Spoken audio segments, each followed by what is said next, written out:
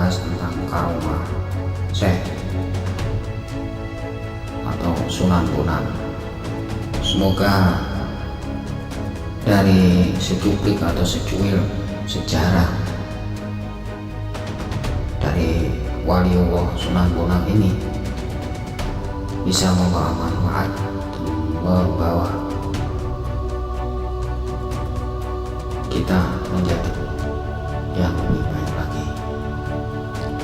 Kita bisa mengambil sisi positifnya. Oke, baik, mari kita simak berikut ini kisah karomah dari Sunan Bonang.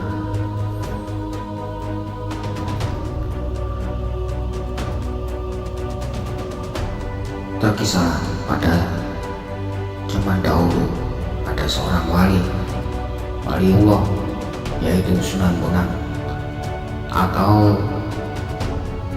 yang lebih terkenal dengan Maulana Maktum, adalah salah satu dari 9 wali penyebar agama Islam di tanah Jawa pada abad ke-14.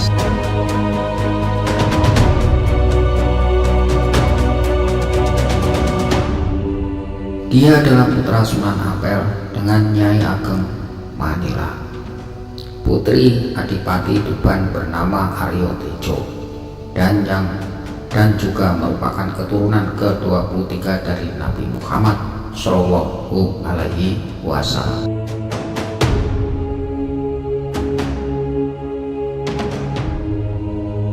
Banyak cerita mengenai karomah dan kesaktian yang dimiliki sang Sunan atau Sunan Bonang.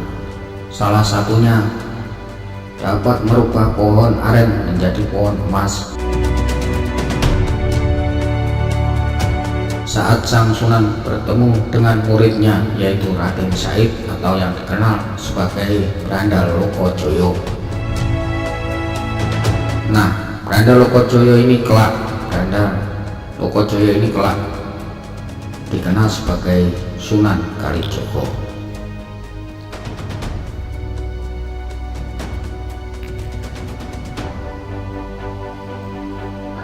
Selain itu, dikisahkan Sunan Bonang pernah menaklukkan Kebo Danu, seorang pemimpin perampok dan anak buahnya, hanya menggunakan tembang dan gending, Darmo dan Mocopat.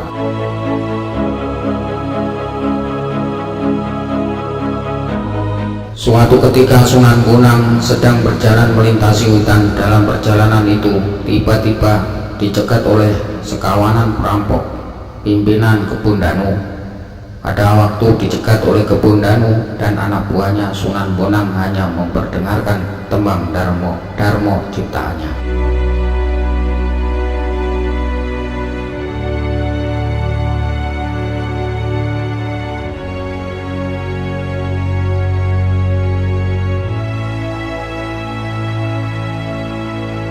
Seketika itu juga Kebo Danu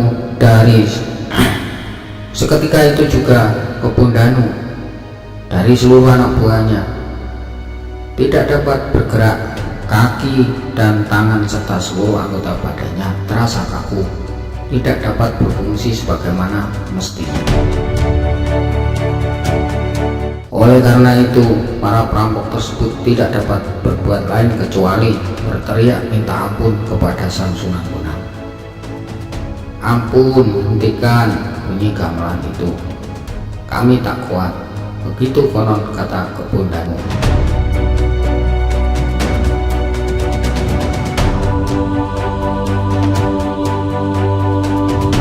Setelah diminta oleh Sunan Bonang untuk bertobat, Kebo Danu dan gerombolannya pun kemudian masuk Islam dan memeluk Islam dan menjadi pengikut Sunan Bonang. Tapi kesaktian Sunan Bonang tak hanya terletak pada gamelan dan gaungnya.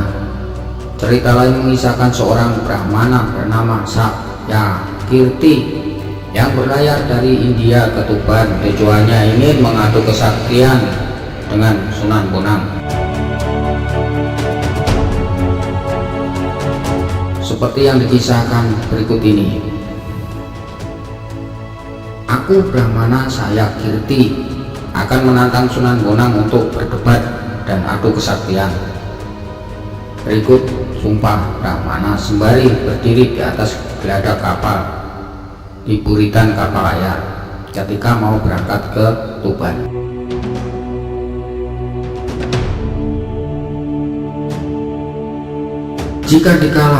Jika dia kalah, maka akan aku tebas batang lehernya. Jika dia yang menang, aku akan bertekuk lutut untuk mencium telapak kakinya. Akan aku serahkan jiwa ragaku kepadanya. Sumpah Sang Brahmana.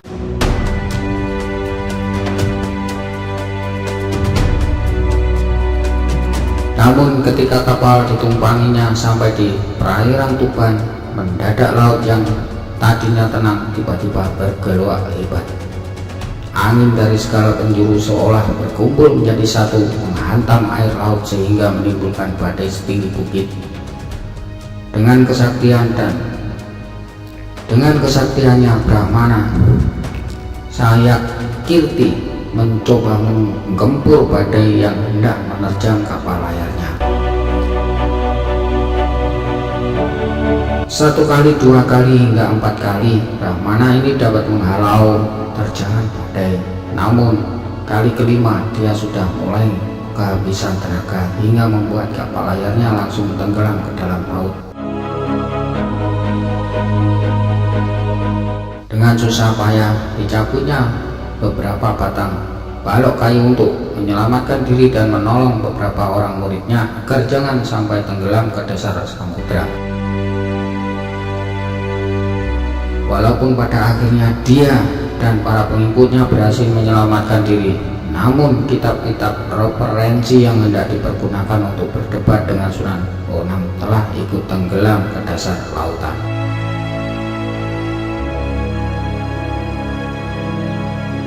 Meski demikian, niatnya untuk mengadu ilmu dengan Sunan Bonang tak pernah surut.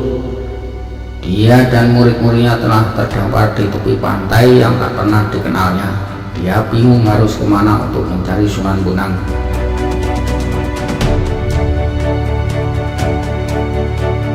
Pada saat hampir dalam keputusasaan tersebut, tiba-tiba di kejauhan dia melihat seorang lelaki berjubah putih sedang berjalan sambil membawa tongkat. Dia dan murid-muridnya segera berlari menghampiri dan menghentikan langkah orang itu. Lelaki berjubah putih itu menghentikan langkahnya dan menancapkan tongkatnya ke pasir. Lalu berkata, "Kisana, kami datang dari India hendak mencari seorang bernama Sunan Bonang. Dapatkah Kisana memberitahu di mana kami bisa bertemu dengannya?" Tanya Sang Brahmana. Kemudian Sunan Bonang atau seorang yang berjubah putih itu berkata, "Untuk apa Tuhan mencari Sunan Bonang?" Tanya lagi itu. "Akan saya ajak berdebat tentang masalah keagamaan. Tapi sayang, kitab-kitab yang saya bawa telah tenggelam ke dasar laut. Meski demikian, niat saya tak pernah padam. Masih ada beberapa hal yang dapat saya ingat sebagai bahan perdebatan," kata Sang Brahmana tersebut. Tanpa banyak bicara, lelaki berjubah putih itu mencabut tongkatnya. Mendadak saja tersembur air dari bekas tongkat tersebut, dan air itu membawa keluar semua kitab yang dibawa Sang Brahmana. Lantas orang yang berjubah itu berkata, "Itukah kitab-kitab Tuhan yang tenggelam ke dasar laut?" Kemudian Sang Brahmana dan pengikutnya memeriksa kitab-kitab itu, dan ternyata benar milik Sang Brahmana tersebut.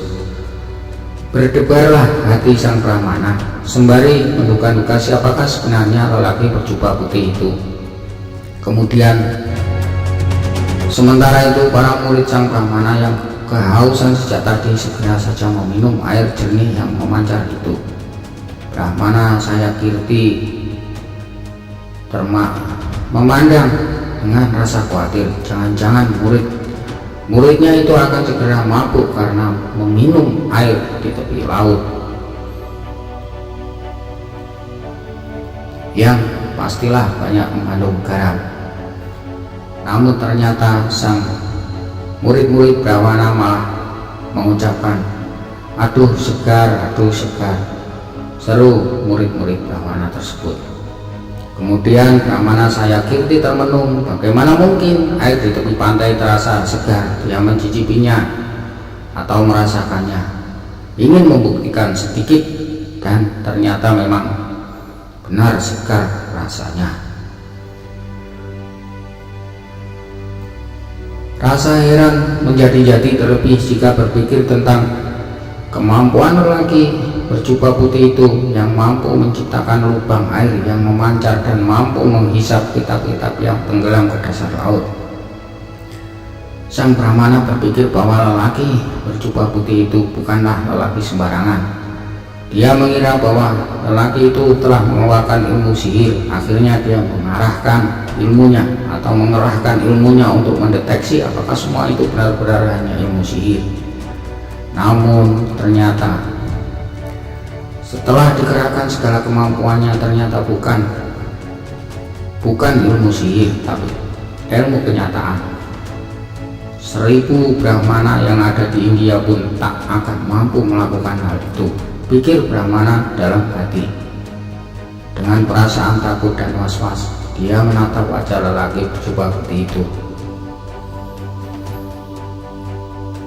Kemudian, mungkinkah lelaki ini adalah Sunan Bonang yang termasuk itu? Gumamnya dalam hati. Akhirnya sang Brahmana memberanikan diri untuk bertanya kepada lelaki itu, apakah daerah tempat saya terdampar ini? Tanya Brahmana dengan hati yang berkebat-kebit. Kemudian orang yang berjubah putih itu mengatakan, Tuan berada di pantai Tuban. Begitu mendengar jawaban lelaki itu jatuh, tersungkurlah sang Brahmana beserta murid-muridnya. Mereka menjatuhkan diri berlutut di hadapan lelaki itu. Mereka sudah yakin sekali bahwa lelaki inilah sang yang bernama Sunan Bonang yang terkenal sampai ke negeri India itu. Kemudian orang yang berjubah putih itu berkata, bangunlah, untuk apa kalian berlutut kepadaku? Bukankah sudah kalian ketahui dari kitab-kitab yang kalian pelajari bahwa sangat terlarang bersujud kepada sesama makhluk? Sujud hanya pantas dipersembahkan kepada Allah yang Maha Agung. Kata lelaki berjubah putih itu yang tak lain memang benar Sunan Bonang.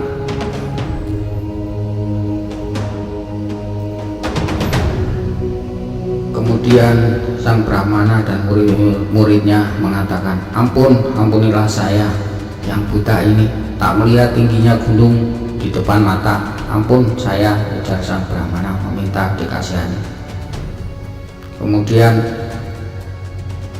Sunan Bonang mengatakan, bukankah Tuhan ingin berdebat denganku dan mengadu kesaktian? Mana saya berani? Kemudian si Brahmana mengatakan, mana saya berani melawan Paduka? Tentulah ombak dan badai yang menyerang kapal kami juga ciptaan Paduka. Kesaktian Paduka tak terukur tingginya, ilmu Paduka tak terukur dalamnya, kata Brahmana Sayakirti. Engkau salah. Aku tidak mampu menciptakan ombak dan badai. Hanya Allah Subhanahu wa Ta'ala saja yang mampu menciptakan dan mengerahkan seluruh makhluk. Allah melindungi orang yang percaya dan mendekat kepadanya dari segala macam bahaya dan niat jahat seseorang, kata Sunan Bonang. Memang kedatangannya bermaksud jahat, ingin membunuh sang Sunan Bonang melalui adu kepandaian dan kesaktian. Ternyata niatnya tak kesampaian. Apa yang telah dibacanya dalam kitab-kitab yang telah dipelajari telah terbukti. Setelah kejadian tersebut, akhirnya sang Brahmana dan murid-muridnya rela memeluk agama Islam atas kemauannya sendiri tanpa paksaan. Lalu sang Brahmana dan pengikutnya menjadi murid dari Sunan Bonang. Inilah secuplik atau secuil kisah karomah Sunan Bonang. Semoga cuplikan ini bisa menambah wawasan kita, bahwasanya kita tidak boleh memaksakan kehendak kita, apalagi memaksakan ideologi, apalagi memaksakan sesuatu ke orang lain. Oleh karenanya, marilah kita sedikit dapat merenungi dan mewawas diri. Terima kasih. Bila ada tutur kata yang kurang berkenan, saya mohon maaf yang sebesar-besarnya. Ambil sisi baiknya.